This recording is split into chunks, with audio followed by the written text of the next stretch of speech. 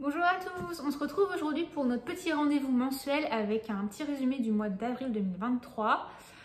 Donc comme d'habitude, j'ai classé ça en catégories. Donc on va commencer par éluder la catégorie de mode une fois de plus puisque en avril, je n'ai absolument rien acheté. Je crois que c'est la première fois depuis très longtemps où je reste si longtemps sans faire d'achat mode. Donc je suis plutôt contente, ça veut dire que le dressing que je me suis constitué me convient bien. Est bien adapté et c'est d'autant plus rare que je n'achète rien à l'arrivée d'une saison. Souvent quand une nouvelle saison, quand on change de saison, souvent je fais quelques achats mode parce que voilà, j'ai quelques envies ou je me rends compte qu'il me manque certaines choses. Là c'est pas du tout le cas, donc le dressing que je me suis constitué ces dernières années me convient bien et voilà, j'ai pas d'envie particulière pour le printemps. J'ai ce qu'il me faut, je verrai pour l'été. Je suis un peu en train de regarder ce qui sort là au niveau des robes notamment. Peut-être que je prendrai quelques robes cet été si je trouve quelque chose, parce que là de ce que j'ai vu dernièrement, il n'y a rien qui m'a vraiment tapé dans l'œil. Donc voilà, pour le moment la mode c'est un peu en stand-by. Puis je vous ai fait une vidéo sur mes indispensables modes du printemps.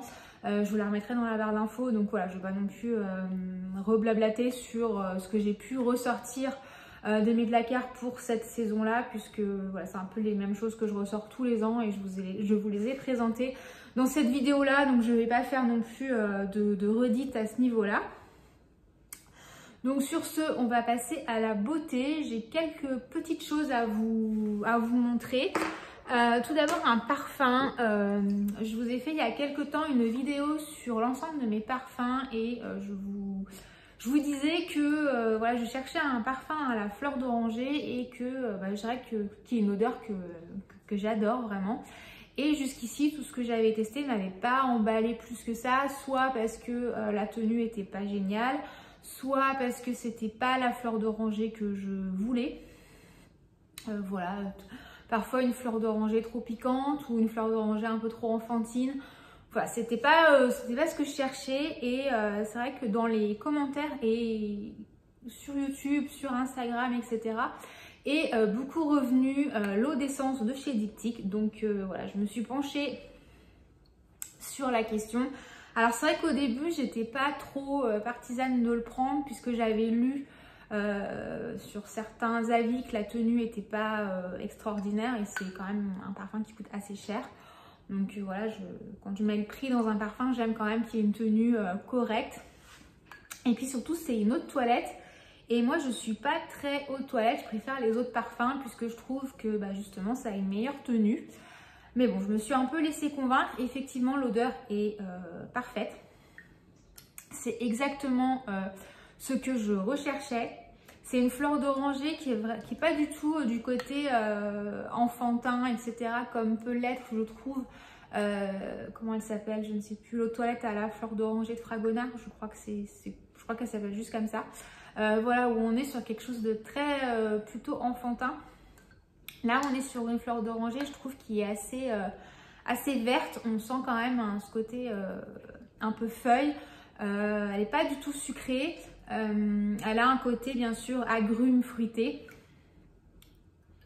Donc, c'est vraiment quelque chose, je trouve, d'assez frais, que j'aime beaucoup pour la période qui arrive. Je suis vraiment très contente de ce parfum. Je suis contente de l'avoir découvert, non, parce que je le connaissais déjà de nom, mais c'est vrai qu'il est tellement revenu dans les commentaires que ça m'a vraiment donné l'envie de m'y pencher. Et en fait, la tenue est plutôt bonne, je trouve. Alors voilà, ça tient moins que certains parfums que je peux avoir, mais elle est plutôt bonne puisque j'ai eu des compliments sur ce parfum alors que je le portais. Moi, je ne le sentais plus, mais visiblement, les autres le sentaient toujours. Donc, et c'était plutôt quand même dans l'après-midi. Donc, je pense que la tenue est quand même assez correcte. Voilà, pour une eau de toilette et qui est plus correcte que ce que j'aurais pensé en lisant les quelques avis que j'avais pu avoir. Donc, voilà, j'en suis très contente. Du coup, c'est mon deuxième parfum chez Diptyque et avec l'eau duel. Et c'est vrai que c'est vraiment des très beaux parfums et ça me donne envie en fait d'en découvrir d'autres. Donc on verra. Mais en tout cas, si vous cherchez vraiment un parfum à la fleur d'oranger qui soit frais, vraiment du côté feuilles, fruits et pas enfantin, pas sucré, pas piquant, vraiment je vous le recommande. Ensuite, une découverte beauté de ces derniers temps, c'est la lotion de la marque Neogen, je pense que c'est la marque Neogen Dermalogie. C'est la lotion Real Ferment, la micro-essence, donc avec 93% de ferment. Alors, je vous avoue, je suis pas trop sûre de mon coup, puisque c'est pas vraiment écrit en français. C'est un produit, alors c'est coréen ou c'est japonais? C'est coréen. Donc c'est un produit coréen, donc c'est une lotion en gros au ferment. C'est vrai qu'on parle beaucoup ces temps-ci du microbiote de la peau, etc. Donc il y a eu pas mal de revues de faites là-dessus. Je pense notamment à Sonia Seller qu'on a beaucoup parlé. Donc je vous avoue, je ne me suis pas vraiment penchée sur la question plus que ça, mais j'avais entendu parler de cette lotion. Bah, je crois que c'est elle qui en parlait d'ailleurs. Et ça m'avait donné envie de la tester. Alors pour tout ce qui est aspect microbiote, etc., je ne peux pas dire si ça a un effet ou quoi. Je vous avoue, j'ai pas de problème et je ne me suis pas vraiment penchée sur la question. Mais je trouve que cette lotion est très agréable. Donc c'est dans un flacon en verre, donc c'est joli, mais c'est lourd et c'est pas très transportable. Mais c'est une lotion qui est vraiment très liquide. Voilà, c'est vraiment une lotion qui est vraiment très aqueuse, que moi j'applique le matin avant d'appliquer mes soins pour bien humidifier ma peau. C'est une lotion que je trouve extrêmement agréable, qui sent rien. Alors elle sent absolument rien. Enfin moi je sens absolument rien. Après j'ai pas le nez le plus développé de la terre, vous le savez. Mais je trouve que là elle n'a pas d'odeur particulière. Mais je sais pas, je la trouve agréable, la texture est agréable, l'effet sur la peau est agréable. Voilà, après ça reste une lotion, hein, c'est pas non plus le produit de soin qui va révolutionner une routine. Mais je la trouve vraiment pas mal, c'est une belle découverte, après à voir sur le long terme ce que ça fait exactement. Mais pour le moment j'en suis plutôt contente. Ensuite, un autre produit qui n'est pas une découverte mais qui est plutôt une redécouverte.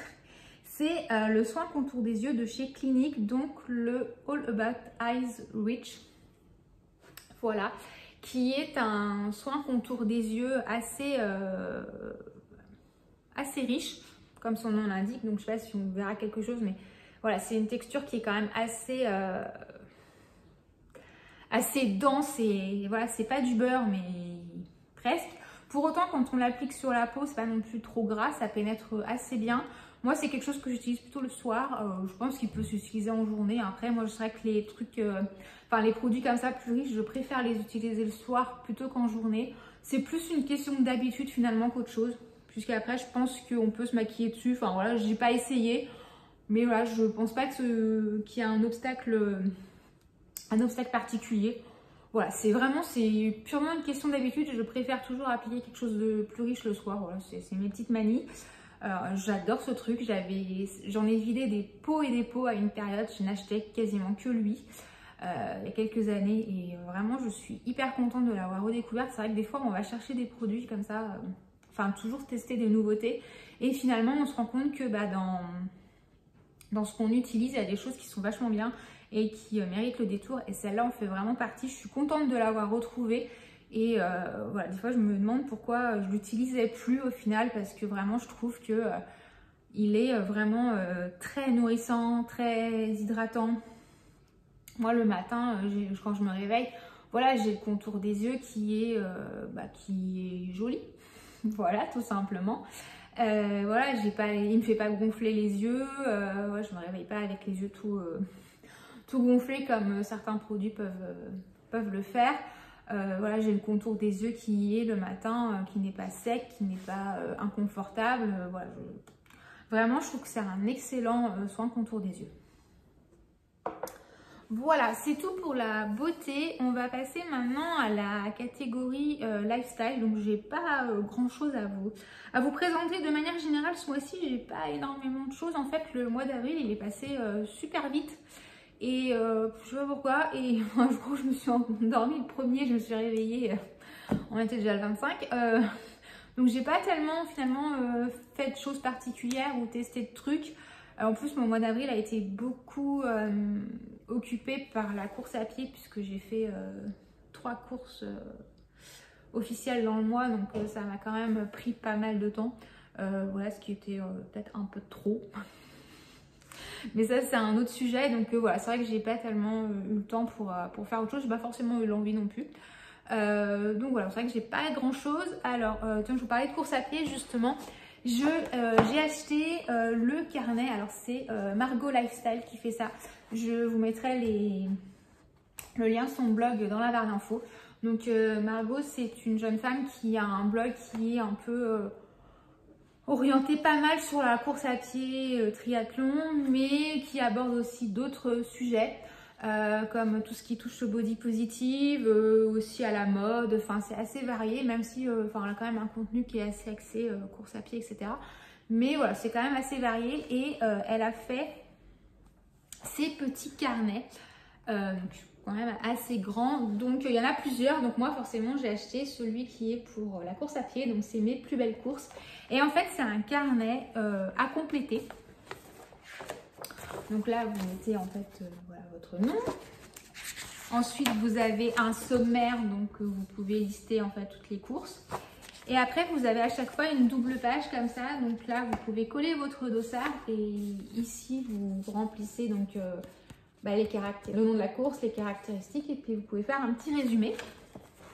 Et en fait, je trouve que c'est une super idée parce que moi, mes dossards, je les gardais tous dans une pochette, mais je savais pas trop vraiment ce qu'en faire. Voilà, je les gardais. Enfin, c'est un truc auquel, c'est un bout de papier auquel je suis quand même attachée.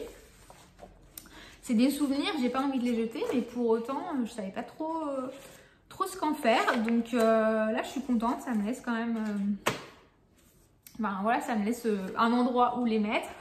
Et je trouve que c'est une bonne idée pour garder un souvenir en fait de tout ça. C'est vrai qu'on ne garde plus tellement de souvenirs papier. On a beaucoup de choses qui sont dématérialisées et je trouve ça quand même hyper intéressant.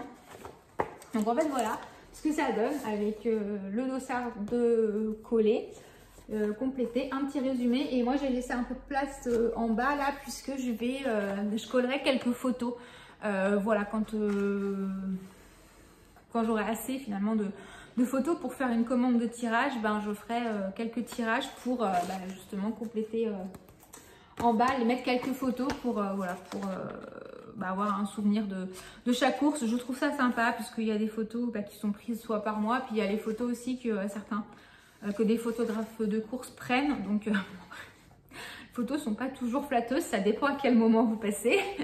Mais voilà, je trouve que c'est un souvenir sympa. Donc le côté écriture aussi comme ça, je trouve ça sympa. C'est pareil qu'on n'écrit plus jamais rien.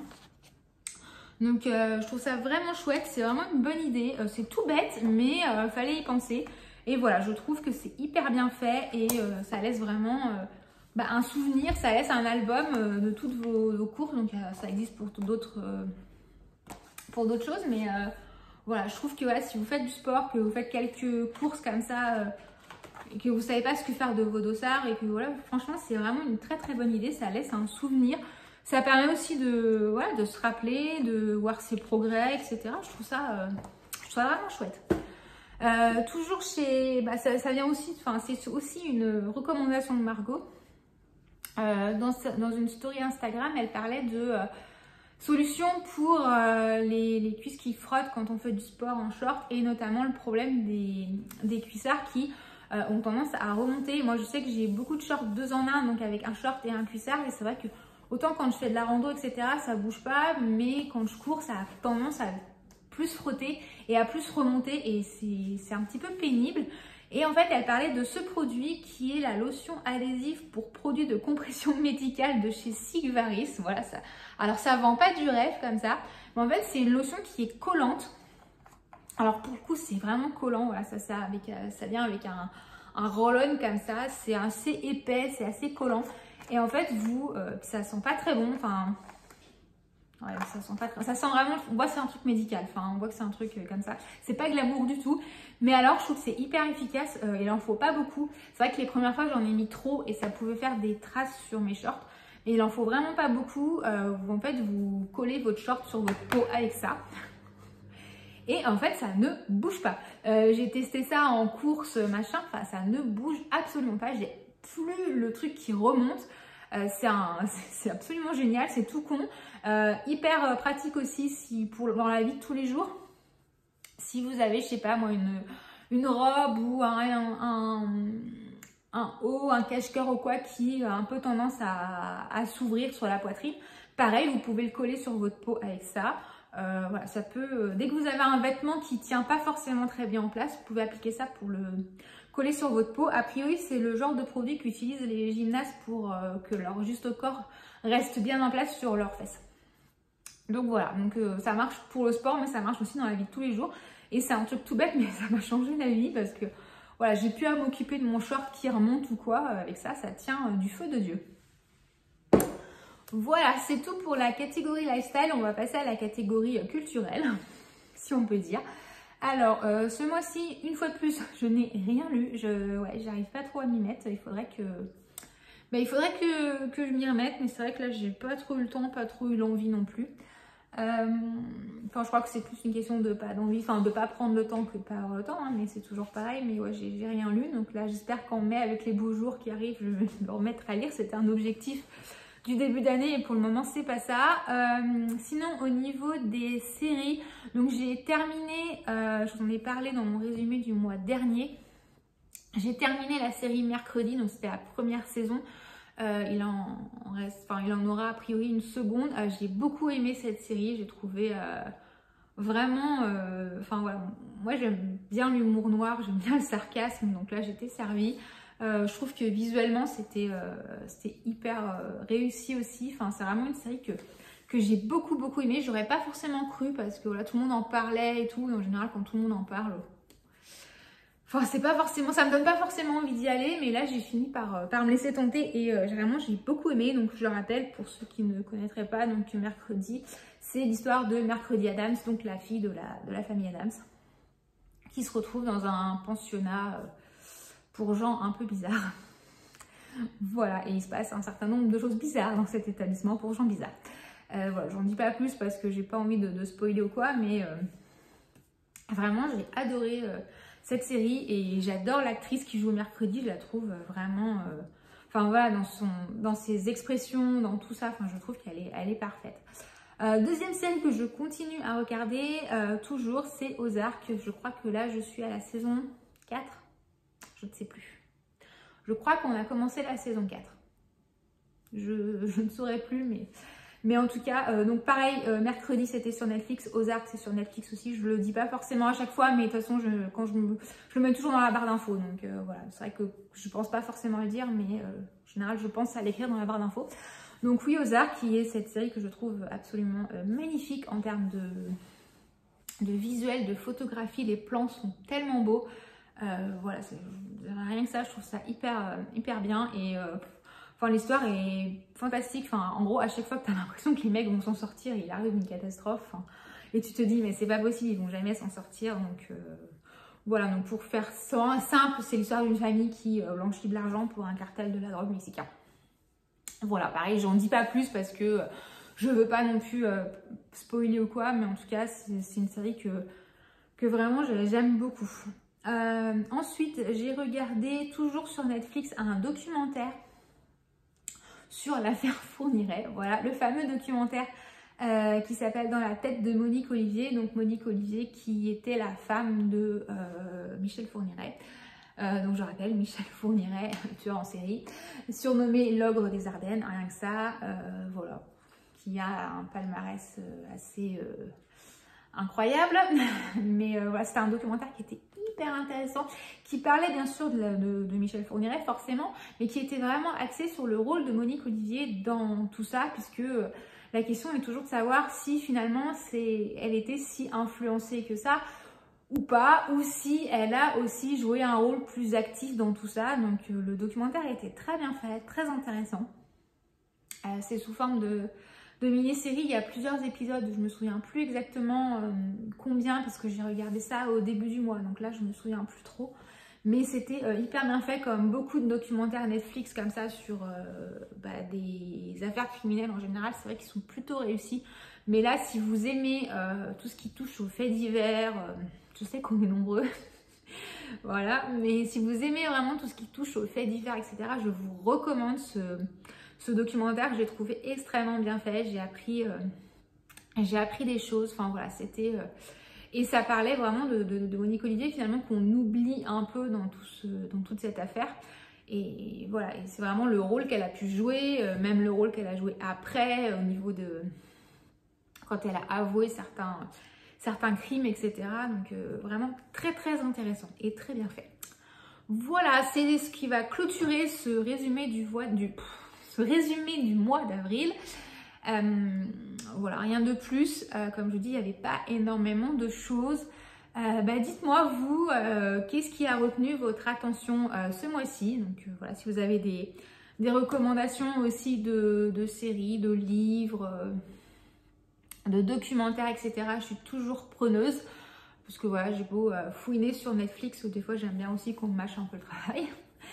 Mais donc voilà, si vous avez des recommandations, n'hésitez pas. Et n'hésitez pas aussi à me faire part des choses qui vous ont plu ou déplu, pourquoi pas. Ce mois-ci, pareil, si vous avez testé les produits que je vous ai présentés, n'hésitez pas aussi à partager votre avis. C'est toujours intéressant parce que vous n'avez pas forcément le même avis que moi et je trouve que c'est ça qui est intéressant pour tout le monde aussi, parce que finalement les gens qui vont regarder cette vidéo auront à la fois mon avis et le vôtre dans les commentaires. Donc c'est toujours intéressant quand on veut se faire un avis sur un produit ou autre. Donc voilà, n'hésitez pas. En attendant, je vous souhaite une bonne fin de journée et je vous dis à bientôt dans une prochaine vidéo. Ciao!